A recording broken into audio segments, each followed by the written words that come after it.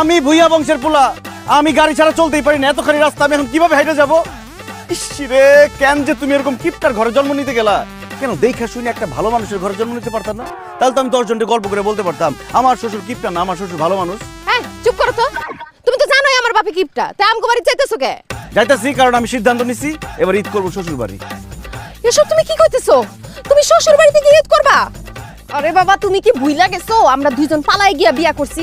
আমার বাপে তো তোমারে দুই চোখে দেখতে পারে না, সে তো তোমারে জামাই হিসেবে মাইন নাই। তুমি যে আমগো বাড়িতে যাইতেছো এটাই তো বেশি। এখন যদি সে শোনে তুমি ওখানে যা ঈদ করবা, তাহলে তোমারে লাঠি দিয়া পিটায় বাড়িতে বাইর করবো।